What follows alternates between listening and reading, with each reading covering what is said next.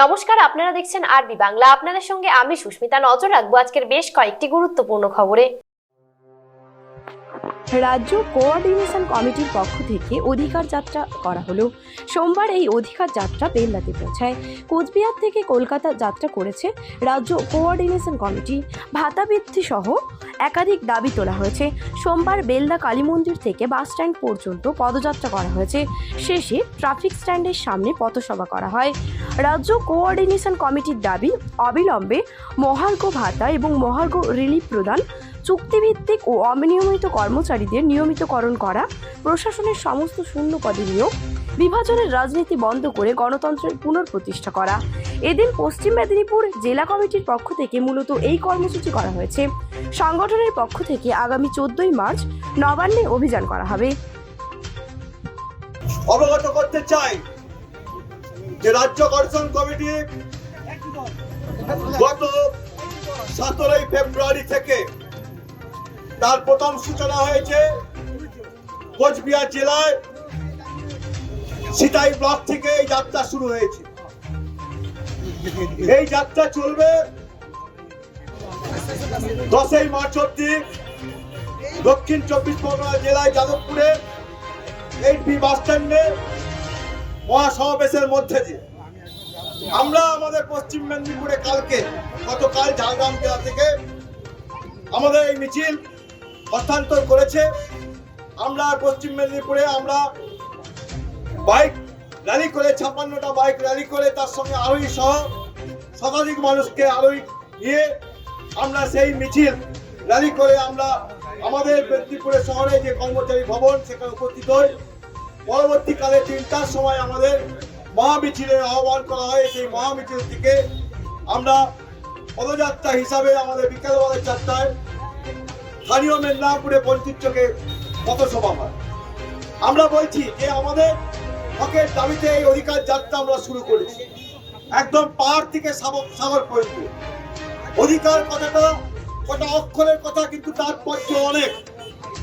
আমরা জানি যে অধিকার কেউ দেয় না, অধিকার ধরে নিতে হয়। অধিকার এমনি এমনি পাওয়া যায় না। কিন্তু আজকে যে পরিস্থিতির উপর দেখা যাচ্ছে, শুধু কর্মচারী সমাজের কথা নয়, আপামর জনগণের সেই অধিকার ছিনিয়ে নেওয়া হচ্ছে।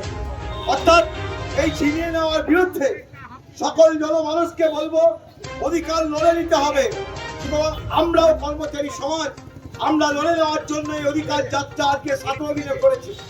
23টা দিন ধরে গোটা পশ্চিমবঙ্গব্যাপী এই অধিকার যাত্রা চলবে।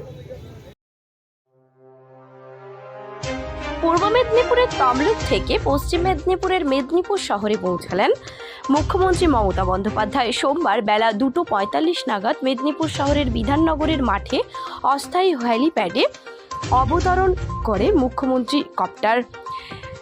তার জন্য গাড়ির ব্যবস্থা থাকলেও মুখ্যমন্ত্রী পায়ে হেঁটেই রওনা দেন মাত্র কয়েকশো মিটার দূরে অবস্থিত সার্কিট হাউসের দিকে। মুখ্যমন্ত্রীকে দূর থেকে এক ঝলক দেখার জন্য রাস্তার দুপাশে ভিড় জমিয়েছিলেন অসংখ্য মানুষ। তবে মহিলাদের সংখ্যাই ছিল বেশি। তাদের মধ্যে এক মহিলার কোলে এক শিশুকে দেখে মুখ্যমন্ত্রী হাত বাড়িয়ে দিলেন। এরপর শিশুকে কোলে নিয়ে বেশ কিছুক্ষণ আদর করার পর পুনরায় তার মায়ের কোলে ফিরিয়ে দেন। স্বাভাবিকভাবে এদিন তাপস বিদায়ে মুখ্যমন্ত্রীর মুখে কিছুটা বিষণ্ণতার ছায়া দেখা গেলেও নিজের আচরণে সেসব প্রকাশ হতে দেননি। আর প্রিয় দিদিকে সমাজে যাকে পেয়ে উচ্ছ্বাসিত মেদিনীপুরবাসী, বিশেষত গৃহলক্ষ্মীদের উৎসাহ ছিল বরাবরের মতো চোখে পড়ার মতো। দেখে মনে হতে বাধ্য কে দল ছাড়লো, কে দলে এলো, এসব নিয়ে বিশেষ মাথা ব্যথা নেই এই সমস্ত লক্ষ্মী ভাণ্ডার প্রাপক তথা গৃহলক্ষ্মীদের।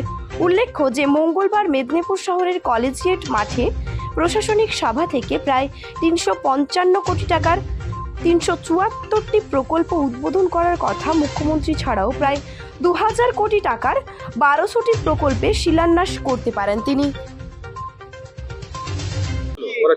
কি হলো, আমাদের মুখ্যমন্ত্রী, আমাদের জননেত্রী, আমাদের জেলার 2 সভাপতি, 2 চেয়ারম্যান, 13 জন এমএলএ, 60 জন জেলা পরিষদ, 21টি ব্লকের প্রেসিডেন্ট, 7টি মিউনিসিপ্যালিটির চেয়ারম্যান, তাদের নিয়ে যুব, মহিলা, সংখ্যালঘু, SC ST সবাইয়ের সঙ্গে কথা বললেন। সবাইকে বাড়ির গার্জেনের মতো খুঁটিয়ে খুঁটিয়ে জিজ্ঞেস করলেন, কিরে কেমন আছিস, শরীর ঠিক আছে কিনা, লড়াই করতে হবে তো। হাসি মুখে তিনি কথা বলেছেন, একেবারে স্নেহময়ী দিদির মতো। আমরা কৃতজ্ঞ। স্বাধীনতার পর বিধানবাবু একটা IIT করেছিলেন পণ্ডিত নেহরুর সঙ্গে হাত মিলিয়ে। দীঘা প্রসারিত হয়েছিল, হলদিয়া চিহ্নিত হয়েছিল। তারপরে কোনো মুখ্যমন্ত্রী মেদিনীপুর জেলার জন্য করেননি। গত 10 বছরে আমাদের স্নেহময়ী মুখ্যমন্ত্রী মমতা ব্যানার্জি অবিভক্ত মেদিনীপুর এখন বিভক্ত ঝাড়গ্রাম, মেদিনীপুর, পূর্ব মেদিনীপুর, পশ্চিম মেদিনীপুর, পূর্ব মেদিনীপুর উজাড় করে দিয়েছেন। শুধু মেদিনীপুর জেলায় 60 লক্ষ মানুষ আছেন, 21টা ব্লক আছে। আজকে 6 লক্ষ শ্রমিক 100 দিনের কাজের টাকা পেলেন। দিল্লি দেয়নি 2 বছর 4 মাস। আমার মুখ্যমন্ত্রী যা বলেন তাই করেন। প্রমাণ করে দিলেন যে Mamata Banerjee stands for her word. আমাদের নেতা অভিষেক বন্দ্যোপাধ্যায় তিনি তৃণমূলের নবজোয়ারের যে আন্দোলনকে সংগঠিত করেছিলেন, মানুষ জেগে উঠেছিল। আমাদের মুখ্যমন্ত্রী ঘোষণা করেছিলেন, আমি টাকা মিটিয়ে দেব, কেন্দ্রের বিজেপি দিচ্ছে না। তিনি আরো বলেছেন, যদি 11,34,000 গরিব মানুষের বাড়ি না দেয়, রাজ্যের সরকার সেই বাড়ির টাকা দিয়ে দেবে। এর চাইতে বড় কিছু। পরে বললেন, ভালো করে কাজে লাগো, যুদ্ধে আমাদের জয়ী হতে হবে। আমরা বলেছি আমরা তৈরি। আমাদের জেলার 2টো সিট, ঘাটাল এবং মেদিনীপুর। আমাদের প্রত্যেকটি নেতা, প্রত্যেকটি কর্মী তাকে বলেছেন যে আমরা তৈরি যুদ্ধের জন্য এবং এই লড়াই জিতবো। নিশ্চয়ই পাবো, নিশ্চয়ই না।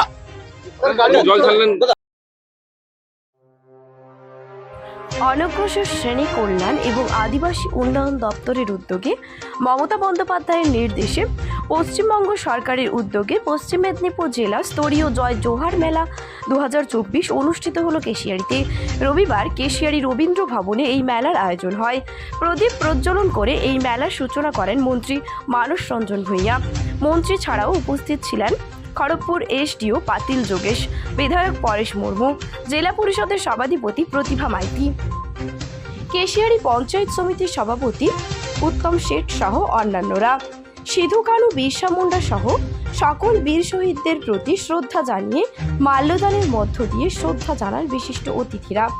আদিবাসী সম্প্রদায়ের মানুষজনকে একত্রিত করতে আদিবাসী সংস্কৃতির মনোনয়ন সহ উন্নয়নকে এই মেলার মাধ্যমে তুলে ধরা হয়।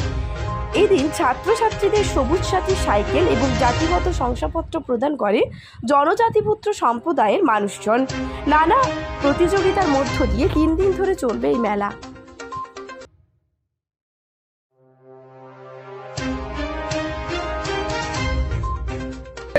স্কুলগুলিতে শিক্ষকের নিয়োগের ক্ষেত্রে মুখ্যমন্ত্রী একটি ঐতিহাসিক পদক্ষেপ কয়েকদিন আগে ঘোষণা করে দিয়েছেন। স্কুলগুলিতে 49টা পোস্টে নিয়োগের ক্ষেত্রে আইনি জটিলতা ছিল। মুখ্যমন্ত্রী কয়েকদিন আগে পুরুলিয়া থেকে ঘোষণা করে দিয়েছেন, ওই 49টি স্কুলে যেখানে অলচিকি হরফে সাঁওতালি ভাষা পড়ানো হয় তাদের নিয়োগ করে দেওয়া হবে। জটিলতা কাটিয়ে দিয়েছে।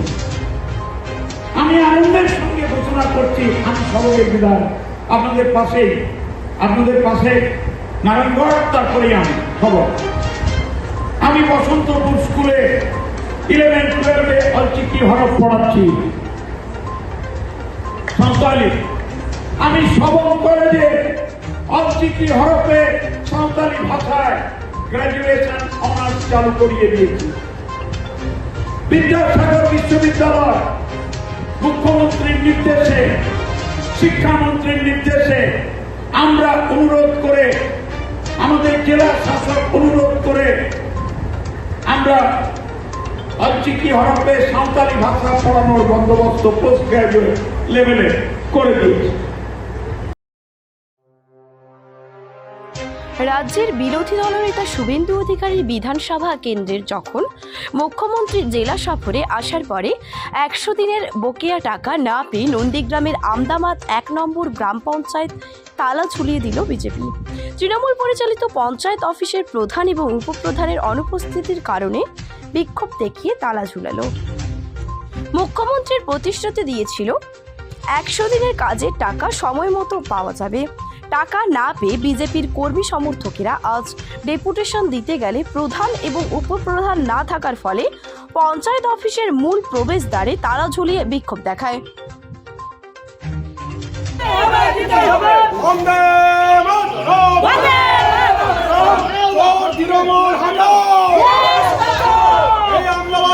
অঞ্চল থেকে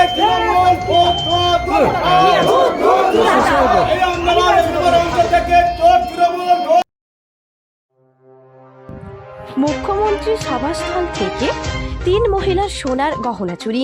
আজ পশ্চিমবঙ্গের মুখ্যমন্ত্রী মমতা বন্দ্যোপাধ্যায় পূর্ব মেদিনীপুর জেলার নিমতৌড়িতে প্রশাসনিক সভা করতে আসেন। এই সভায় এসে সোনার হার খোয়ালেন 3 মহিলা। পাঁশকুড়ার চন্দনা ভৌমিক, তমলুকের শিমুলিয়ার পাপিয়া সাউটা, তমলুকের নিমকুণ্ঠা বার এক মহিলার। চুরির ঘটনায় ব্যাপক চাঞ্চল্য ছড়িয়েছে এলাকায়।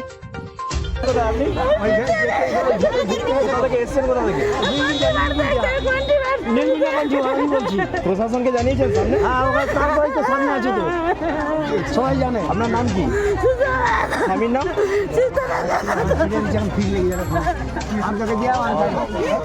সংবাদ এখন এ পর্যন্তই। দেখতে থাকুন আরবি বাংলা, খবর যেখানে হাতের মুঠোয়।